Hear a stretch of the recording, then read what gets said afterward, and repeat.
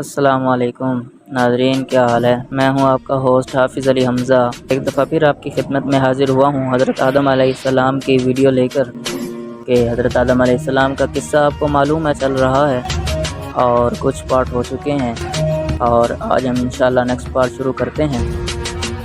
یقین جانے آدم علیہ السلام کا قصہ میں پہلے بھی آپ سے عرض کر چکا ہوں، بہت ہی بہترین قصہ ہے جو ہمیں اللہ کی قدرت واضح طور پر دکھلاتا ہے، یہ اللہ تعالیٰ کی قدرت ہے۔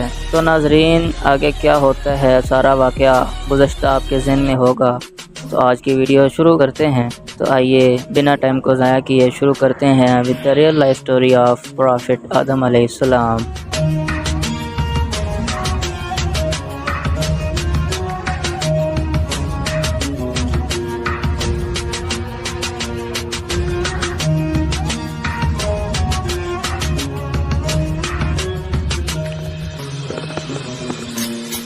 سب سے پہلے چھینک کس کو آئی؟ سب سے پہلے روح سر مبارک میں داخل ہوئی تو حضرت آدم علیہ السلام کو چھینک آئی۔ اللہ پاک نے آپ کے دل میں الحمدللہ کہنے کا الہام فرمایا تو آپ نے الحمدللہ پڑھا۔ اس پر خود اللہ کریم نے یرحمک اللہ فرمایا۔ جب روح قمر شریف تک پہنچی تو آپ علیہ السلام نے اٹھنا چاہا مگر نیچے تشریف لے آئے، کیونکہ نیچے کے حصے تک ابھی روح نہیں پہنچی تھی۔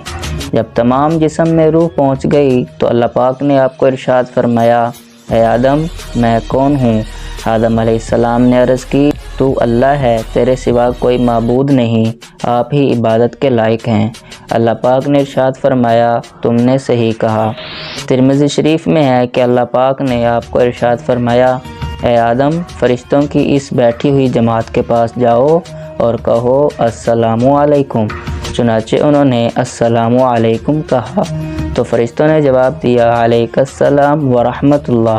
پھر آپ علیہ السلام اللہ کی بارگاہ میں واپس حاضر ہوئے تو اللہ پاک نے ارشاد فرمایا، یہ تمہارا اور تمہاری اولاد کا آپس میں سلام ہے۔ سلام کی برکتیں۔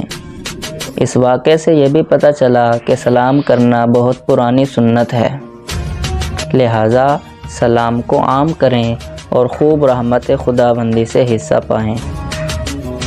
آنکھ، کان اور ناک میں قدرت کے کرشمے۔ عظیم تابعی بزرگ اہل بیت اطہار کے روشن چراغ حضرت امام جعفر صادق رحمہ اللہ اپنے دادا حضرت امام زین العابدین رضی اللہ تعالیٰ عنہ سے روایت کرتے ہیں کہ حضور صلی اللہ علیہ وسلم نے ارشاد فرمایا، اللہ پاک نے اپنے فضل و کرم سے ابن آدم یعنی انسان کی آنکھوں میں نمکینی رکھی، کیونکہ یہ دونوں چربی کے ٹکڑے ہیں، اگر ایسا نہ ہوتا تو یہ پگھل جاتے۔ اللہ پاک نے ابن آدم پر مہربانی کرتے ہوئے اس کے کانوں میں کڑواہٹ رکھی، جو کیڑے مکوڑوں کے لیے رکاوٹ ہے، کیونکہ اگر کوئی کیڑا کان میں داخل ہو جائے تو دماغ تک پہنچ جائے، لیکن جب یہ کڑواہٹ چکھتا ہے تو نکل بھاگتا ہے۔ اللہ پاک نے اپنی رحمت سے ابن آدم کے ناک کے سوراخوں میں حرارت یعنی گرمائش رکھی، جس سے وہ بو سونگھتا ہے، اگر یہ نہ ہو تو دماغ بدبودار ہو جائے۔ اللہ پاک نے ابن آدم پر فضل و احسان کرتے ہوئے اس کے ہونٹوں میں مٹھاس رکھی، جس کے ذریعے وہ ذائقہ چکھتا ہے اور وہ لوگ اس کی گفتگو کی مٹھاس سے لطف اندوز ہوتے ہیں۔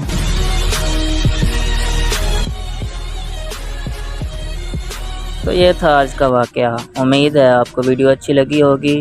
ملیں گے انشاءاللہ نیکسٹ ویڈیو میں اباؤٹ حضرت آدم علیہ السلام۔ اور ہاں ایک بات اور، نیکسٹ کس نبی کا واقعہ ہم بیان کریں یہ بھی کمنٹ سیکشن میں آپ اپنی رائے کا اظہار کر دیں تاکہ اگلا واقعہ وہ شروع کیا جا سکے۔ تو اجازت دیجیے، دس از علی حمزہ سائننگ آف۔